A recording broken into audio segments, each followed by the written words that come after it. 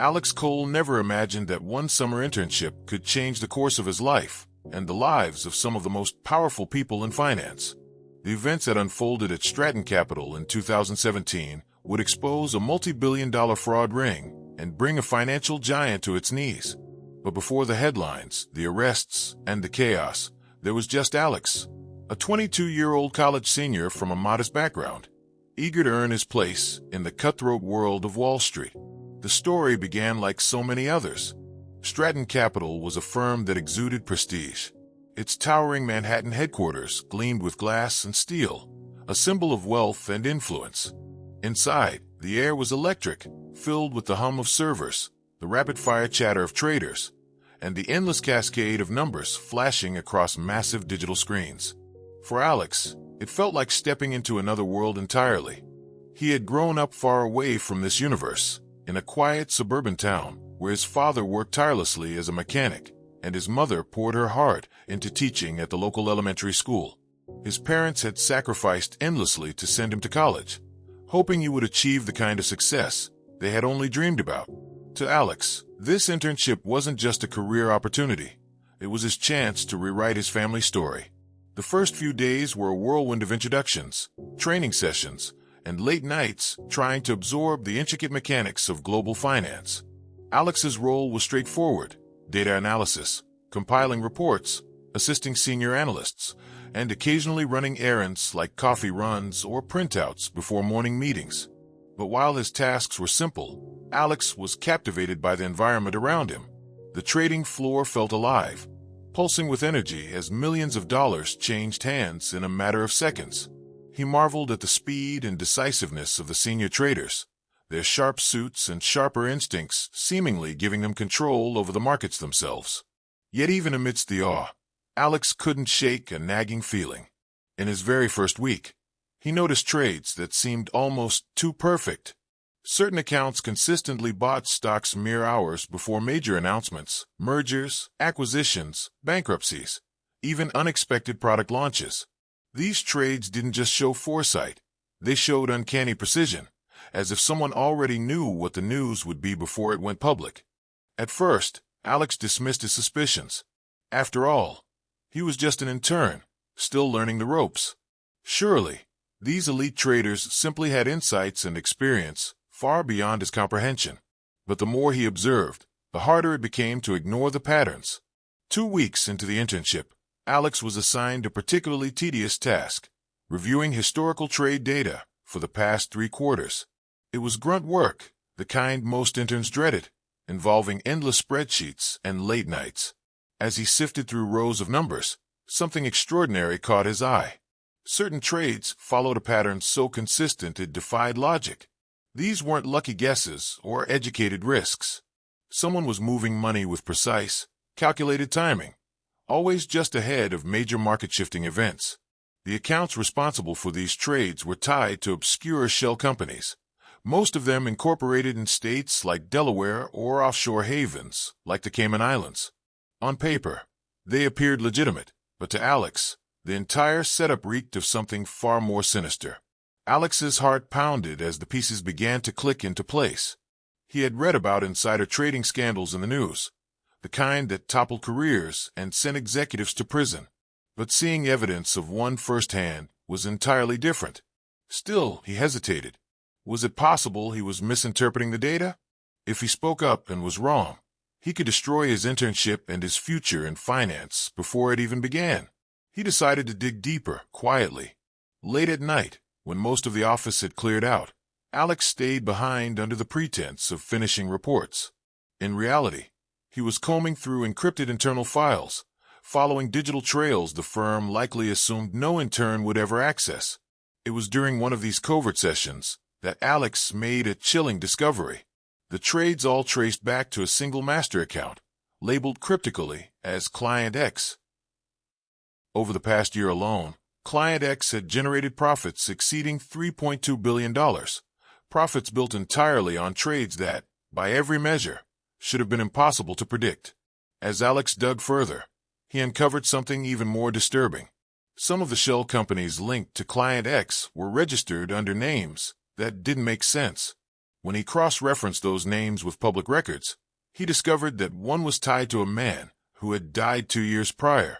Another was connected to a former Stratton employee who had left the firm under mysterious circumstances. This wasn't just insider trading. This was fraud on a level Alex had never imagined. Billions being siphoned through a web of fake identities and ghost corporations, all hidden beneath the respectable facade of Stratton Capital. Alex knew he couldn't face this alone. He decided to confide in Karen Blake, a senior analyst who had been his mentor since his first day. Karen was sharp, experienced, and one of the few people at the firm who had shown genuine kindness to him. One evening, after most of the office had emptied, Alex nervously laid out everything he had found. Karen listened in silence, her expression unreadable. When he finished, she leaned forward, her voice low and urgent. "Alex, there are things happening here that you don't understand. The people behind this, they're not just traders. They have connections in government, in law enforcement, even in the media. If you keep digging, you're not just risking your internship, you're risking your life." Alex's stomach turned. He had expected shock, maybe disbelief. But what he heard in Karen's tone was fear. When he pressed her for more information, she shook her head. "Do what you came here to do. Get the experience. Get your recommendation letter. Then walk away. Forget you ever saw this." But Alex couldn't forget. Not when billions were being stolen in plain sight. A few days later, he arrived at his desk to find a plain envelope. Inside was a single sheet of paper with 3 words. "Stop, or else." No signature. No explanation.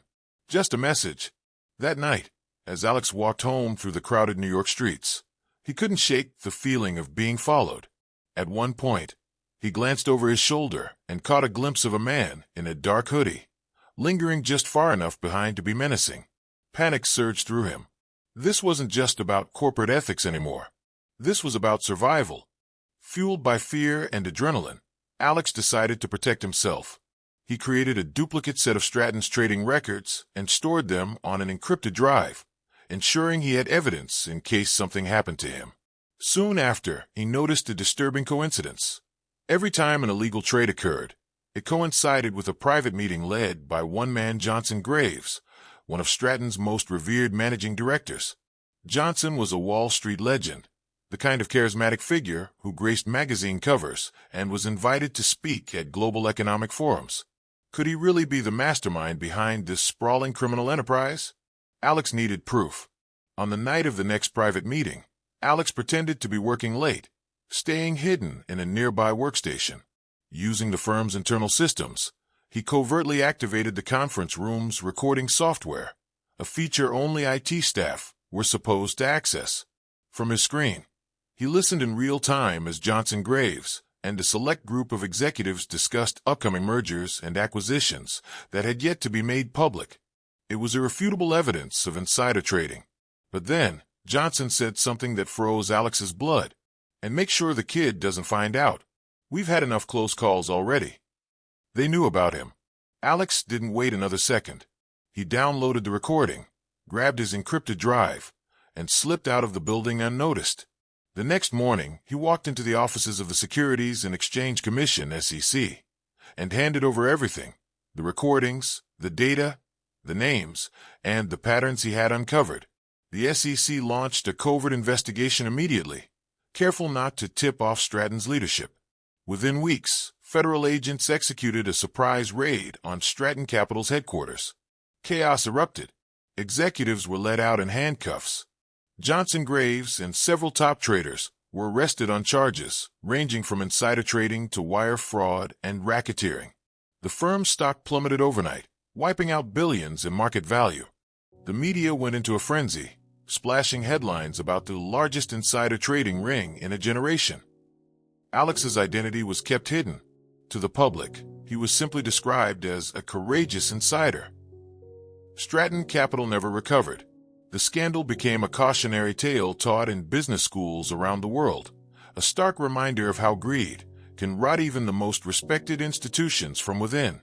Johnson Graves was convicted and sentenced to 22 years in federal prison. During sentencing, prosecutors revealed that the scheme had been operating for over a decade and involved multiple firms beyond Stratton. Years later, Karen Blake reached out to Alex privately. "There's something you should know," she told him. "Stratton was just the tip of the iceberg. This network, it's bigger than anyone realizes. The arrests didn't end it. They just exposed one small corner of a much larger system." Alex never returned to Wall Street. The experience had left him disillusioned with the very system he once idolized. Instead, he used the whistleblower reward money to launch a nonprofit dedicated to financial literacy, teaching young people how to navigate the markets without falling prey to corruption and greed. Looking back, Alex often reflected on how close he had come to losing everything. A single internship had thrust him into a dangerous world of power, deceit, and high-stakes crime. And while he had emerged victorious, he knew there were countless others still playing the game, hidden behind polished smiles and tailored suits. Because in the world of high finance, truth is a rare currency, and those who dare to speak it often pay the highest price. For months after the raid, Alex tried to put Stratton Capital behind him. He had seen enough lies, greed, and destruction to last a lifetime. With his whistleblower reward, he launched a small nonprofit dedicated to teaching young people about finance and protecting them from predatory schemes. But the past has a way of clawing its way back. One rainy evening, as Alex locked up his tiny office, he noticed a black luxury sedan parked across the street. Its tinted windows reflected the streetlights like dark, unblinking eyes. At first, he told himself it was nothing, just a car, just a coincidence. But when he returned the next day, it was there again, and again the day after that. The uneasy feeling in his gut grew stronger. It was the same feeling he had the night he was followed home during his internship. The same cold weight of being watched. Later that week, Alex received an unmarked package. Inside was a simple USB drive and a handwritten note that read, "You only uncovered one layer. If you want to know the truth, plug this in." Alex froze. He stared at the small device in his hand, his mind racing. He thought of Johnson Graves rotting in a federal prison, of Karen Blake's terrified whisper, "They have friends in government and law enforcement." If what she said was true, then maybe the conspiracy didn't end with Stratton Capital. Alex sat alone in the dim glow of his laptop, the USB drive resting beside it. His finger hovered over the port. Once he connected it, there would be no turning back. Suddenly, his phone buzzed, a text message from an unknown number. Just 3 chilling words. "We see you." Alex's breath caught in his throat. Who were they? Was this a warning or a threat? And if he plugged in the drive, would he finally uncover the full truth, or destroy himself in the process? As Alex sat there, torn between fear and curiosity, one thing was clear. The game wasn't over. It had only just begun.